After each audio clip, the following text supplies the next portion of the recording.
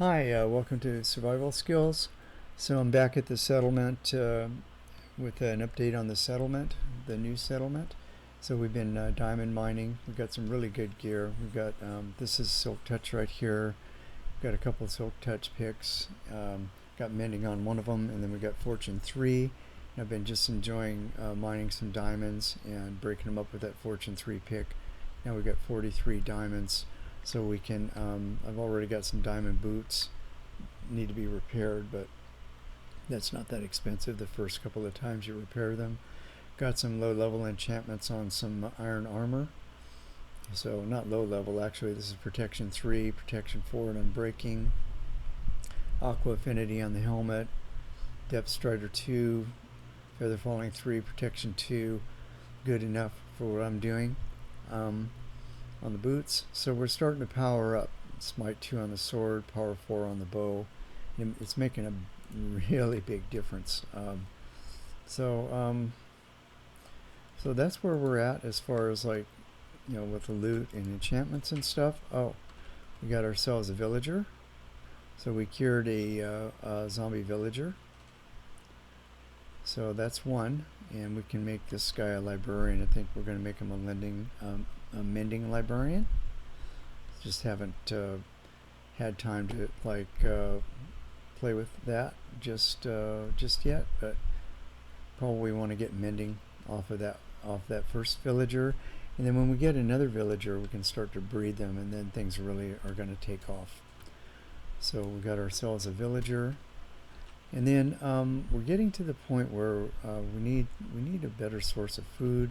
I like this cow pen a lot, but I think what I'm going to do with this is I want this space back. So I think what I'm going to do is right here where it kind of like curves in like this, maybe right about here. So I'm going to round this off right here. And that will be the cow pen, and then all of this will be available for development. So that's what I've got planned for that, because I think I overbuilt it. We're just not able to fill it up with cows. The other thing is, I'm going to want more wheat. So what we've got is we've got our show farm here. So that will be our show farm, and then our production stuff will be back here. So we started with a nano farm here for cows. And we've got a traditional animal pen right here, so we can feed these and get some food from those. But then I'm going to terraform this back, and oh, sorry, I'm getting off track. So we got that animal pen there, and we got a nano farm inside the barn. I'll show you that in a second, but to make all that work we're going to need the wheat. So I'm going to terraform this and build the flesh farm, build a really nice, maybe even a 3-layer flesh farm like in my other videos, and that will give us like a whole bunch of everything. And that's a village right there, so we can go trade with a farmer in there to get emeralds, we can get tools, we can get whatever we want temporarily until we breed our villagers and make our own. So this in here is a nano farm, and I don't have a whole lot of wheat here. See, I need more wheat. But the way this works is I have a hopper going into this chest, and then I built up 2 blocks, so this is 2 blocks up from that hopper, and put a place to put the cows in there. Now just put some water on top of the hopper. If you can see that water right there, that makes the cows float up here close to me where I can feed them. And then this fence post here keeps them from bubbling out. And there are other designs. This is older, like this is the way they used to do it before they did dispensers, before we had dispensers. You can use dispensers now so that you can have a button here and you can turn the water on and off, and that helps circulate these cows to make the feeding a little bit more efficient. But the nice thing about this is that it's super easy and you don't need anything to make it. You just need a bucket of water, one hopper, and a chest, and some cobblestone, and a fence post, and you can have yourself a nice nano farm. And the way it works is you just keep feeding these, and when there get to be too many of them in there, they'll start to drop beef and leather into this chest. So you just feed them, and then eventually each time you feed them, you're going to get leather and beef out of the farm. So that's a new addition, and then the flesh farm will help support that, because it does take, quite a bit of wheat to keep all that going. And then if we want to feed these, even though this pen's going to be smaller, it's going to take even more. And I haven't decided. I think we'll just keep part of this for show, but most of the food is going to come out of the operations behind the scenes. See, we're out of wheat already. No wheat. So I'm going to have to go harvest some wheat to keep the farms going. So maybe the flesh farm is going to be high on my list of things to do. So let's change the subject a little bit here and talk about mob farms, because I know that's a popular topic. I'm on the server alone right now, I think. Let me double check. Yeah, so I can show this off properly. So the person I play with on here, his name's Bullet Wings, built this mob farm, and I love this farm. I was thinking about doing one of these. Like, had the same concept in mind, and he actually so I was very pleased to see that he built this, because it kind of tests. It's a proof of concept. It's a proof that the idea that I had, which is far from original, right? It's not original at all. I'm not making that claim. I think this has been around for a while. I'm not sure about the way it's used, though.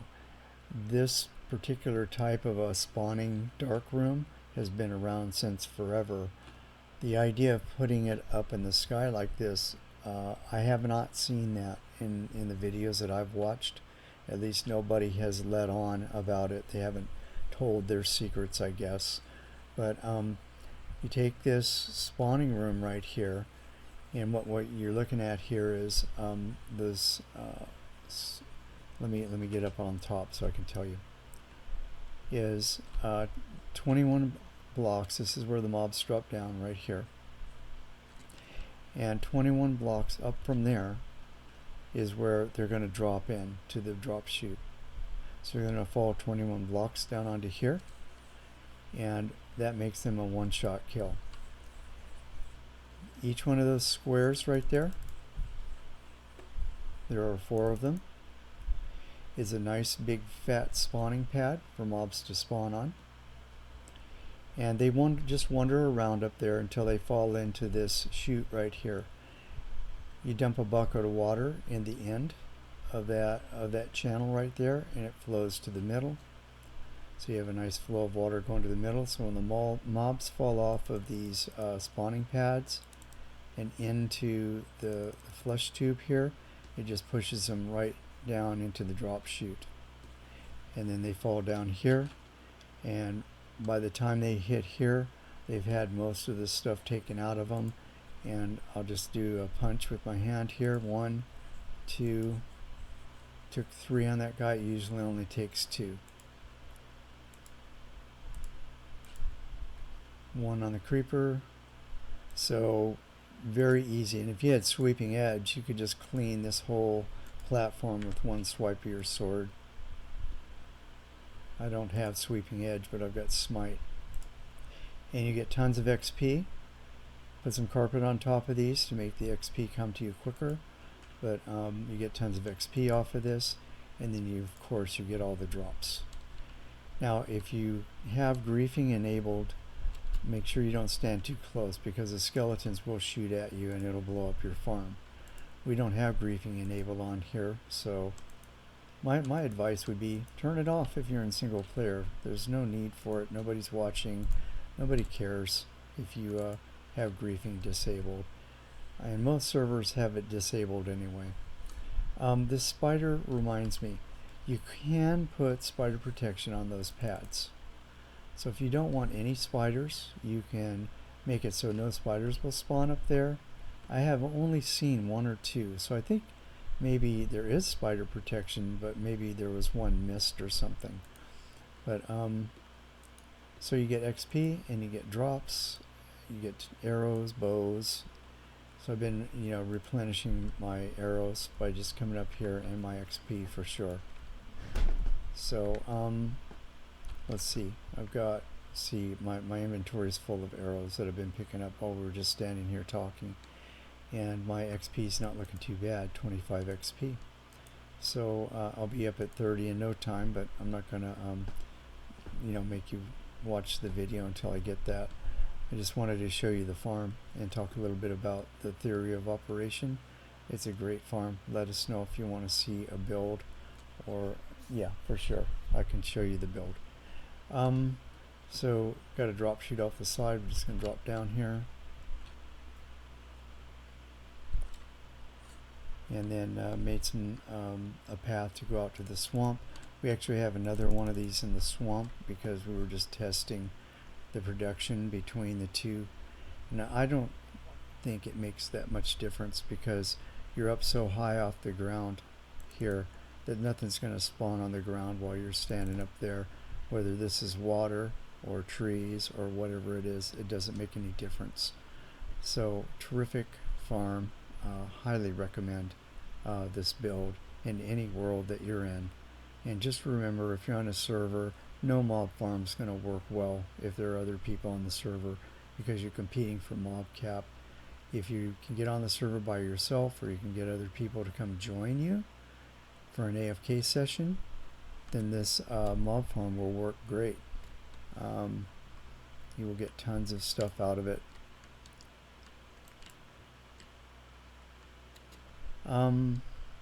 So then off in the distance there, we have another platform, and that's in the swamp. We can do a swamp slime farm.